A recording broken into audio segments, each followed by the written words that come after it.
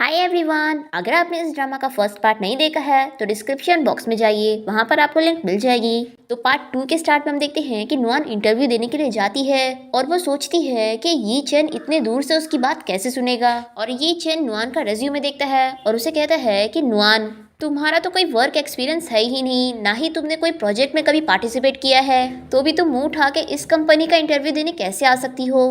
फिर नुआन कहती है कि हाँ, मैं जानती हूँ कि मेरा कोई भी वर्क एक्सपीरियंस नहीं रहा है और ना ही मैंने कभी कोई प्रोजेक्ट में पार्टिसिपेट की हूँ, लेकिन बचपन से ही मेरा कॉमिक बुक में काफ़ी ज़्यादा इंटरेस्ट रहा है। लेकिन मैंने अभी तक कोई जॉब इसलिए नहीं करी क्योंकि मुझे स्टडीज़ की वजह से टाइम नहीं मिला, और मैंने कोई प्रोजेक्ट इसलिए नहीं करी हूँ क्योंकि मैंने अपना खुद का ही प्रोजेक्ट बनाई हूँ और उस पर ही मैं काफ़ी दिनों से काम कर रही हूँ। तो यीचन कहता है कि ठीक है, फिर अपना प्रोजेक्ट मुझे ला कर दिखाओ। फिर नुआन कहती है कि हाँ, मैंने अपना प्रोजेक्ट लेकर आई हूँ, मैं काफ़ी दिनों से इसी पर ही काम कर रही थी ताकि मैं इसे इंटरव्यू में दिखा सकूँ। फिर नुआन अपने प्रोजेक्ट के बारे में बताने लग जाती है, पर वो जैसे ही पेपर निकालती है वो पूरा भीगा हुआ होता है। और फिर नुआन को याद आता है कि जब यीचन की कार पानी उड़ा के उसके ऊपर गई थी तभी ये प्रोजेक्ट भी भीग गया था। फिर नुआन यीचन से कहने लग जाती है कि सॉरी, मुझे गलत मत समझना, मैंने जानबूझ के ये खराब प्रोजेक्ट नहीं लेकर आई हूँ। वो एक्चुअली मैं आज भी बहुत ही अनलकी थी, तो रोड पर मेरा एक्सीडेंट हो गया था। फिर यीचन कहता है कि ठीक है, अब बस करो, और ये बोलकर वो जा रहा होता है तो नुआन उसे रोकती है। फिर नुआन इसे कहती है कि प्रेसिडेंट यीचन, मैंने जानबूझ के ये खराब प्रोजेक्ट नहीं लेकर आई हूँ और ना ही मैं जानबूझ के लेट होना चाहती थी, और मुझे इस जॉब की काफ़ी ज़्यादा ज़रूरत है क्योंकि मुझे ये कंपनी बहुत पसंद है, इसलिए प्लीज़ मुझे एक और चांस दे दो।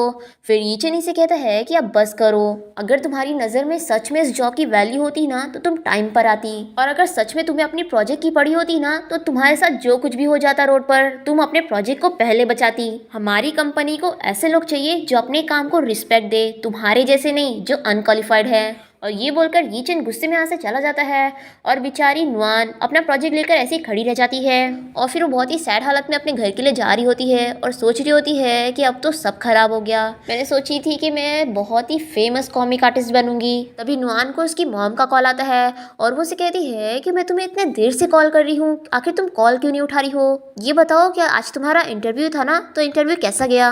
तभी नुआन रोने लग जाती है तो नुआन की मॉम कहती है कि क्या हुआ है, तुम रो क्यों रही हो, क्या वहाँ पे तुम्हारे साथ कुछ प्रॉब्लम आ गई है या फिर तुम्हारे पैसे खत्म हो गए हैं। तो नुआन कहती है कि मॉम, मेरे पास पैसे हैं। तो नुआन की मॉम कहती है कि ठीक है, फिर अगर तुम्हें पैसे की प्रॉब्लम नहीं है तो सब कुछ ठीक है, मैं और तुम्हारे डैड तो तुम्हारी कितनी फिक्र करते रहते हैं कि तुम अकेले शहर में कैसे रह रही होंगी, तुम अपने लिए कोई अच्छा सा लड़का क्यों नहीं ढूंढ लेती जो तुम्हारे साथ रहे, तुम्हारी हेल्प करे।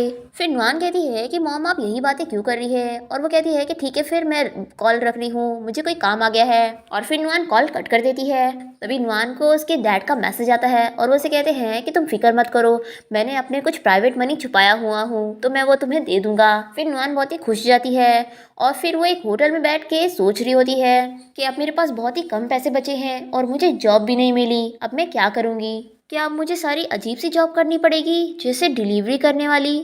फिर नुआन कहती है कि नहीं, मैं ये जॉब नहीं कर सकती क्योंकि अगर मैं ये करूँगी तो मैं ड्राइंग कब करूँगी। तभी वेटर नुआन को उसका ऑर्डर ला के दे देता है और फिर नुआन सोच रही होती है कि आज मैं कितनी अनलकी हूँ। तभी नुआन के बाजू में कोई आदमी बैठ जाता है और वो कहता है कि मैं कितना अनलकी हूँ। फिर नुआन कहती है कि आखिर ये प्रेसिडेंट कितना खड़ूस है। तभी आदमी भी कहता है कि हाँ, ये प्रेसिडेंट कितना खराब है। और फिर दोनों ही यीचन की कंपनी की बुराई कर रहे होते हैं और फिर नुआन इसकी सारी बातें सुन लेती है और कहती है कि अंकल, क्या आपको भी जेड मोबाइल कंपनी ने रिजेक्ट कर दिया है। तो ये आदमी कहता है कि क्या तुम्हें भी जेड मोबाइल कंपनी ने निकाल दिया है।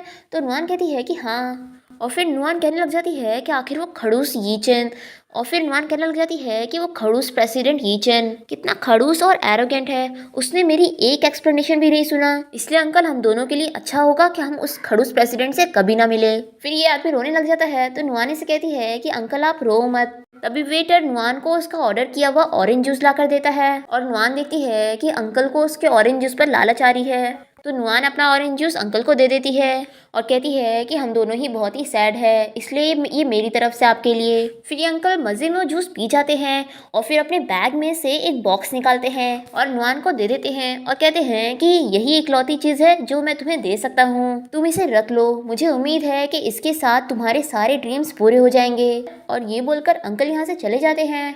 तभी नुआन सोचती है कि आखिर ये क्या चीज़ है। तभी अंकल इसे कहते हैं कि ये तुम्हारी आगे की लाइफ के लिए गुड लक है, और ये बोलकर यहाँ से चले जाते हैं।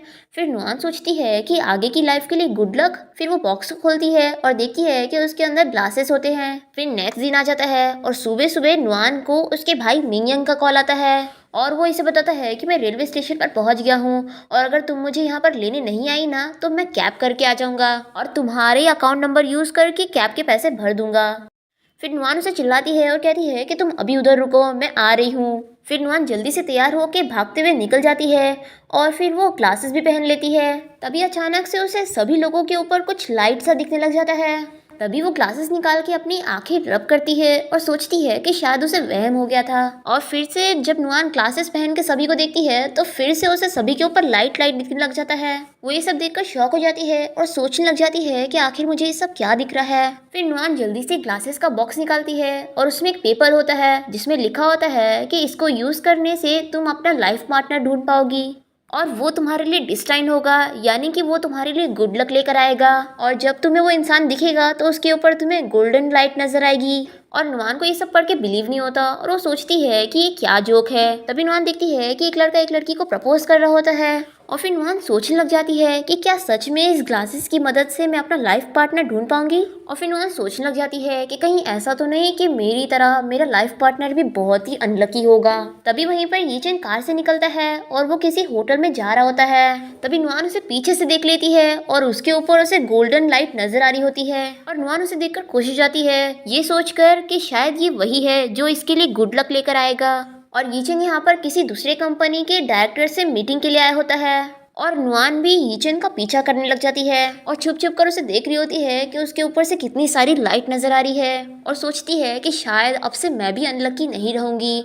तभी गलती से उसे वास गिर जाता है और वास के गिरने की आवाज से यीचेन पीछे देखने लग जाता है। तभी नुआन यहाँ से भाग जाती है और यहाँ नुआन छुपने के लिए कहीं पर जाती है पर वो गलती से जेंट्स वॉशरूम में आ जाती है। तभी यीचेन यहाँ पर आ जाता है और कहता है कि अच्छा तो वो तुम हो जो मेरा पीछा कर रही थी। और फिर से कहता है कि क्या तुम्हारा ड्रीम यही था यहाँ पर आना। फिर यीचेन इसे बहुत सारी बातें सुनाता है कि पहले तो तुम काम पर लेट हो गई, ऊपर से तुम्हें अपने प्रोजेक्ट की भी कोई पड़ी नहीं थी और तुम्हें बस झूठ बोलना आता है और तुम अपने फेलियर को बस बैड लक का नाम देती हो ताकि तुम लोगों से सिंपैथी और ट्रस्ट हासिल कर सको, है ना। लेकिन मैं तुम्हें एक एडवाइस देता हूँ कि बिना काबिलियत के कुछ भी मायने नहीं रखता है। और ये सारी बातें सुनाकर यीचेन यहाँ से चला जाता है और नुआन इसकी सारी बातें सुन के बहुत ही गुस्सा हो जाती है और फिर नुआन यीचेन से बदला लेने का सोच लेती है और तुरंत ही अपने भाई मिंगयंग को कॉल करती है और कहती है कि मैं अभी तुम्हें पिकअप करने नहीं आऊंगी, उल्टा तुम यहाँ पर आओ क्योंकि मुझे किसी से बदला लेना है। तो यहीं पर एपिसोड खत्म हो जाता है। तो मिलते हैं नेक्स्ट एपिसोड में, तब तक के लिए टेक केयर।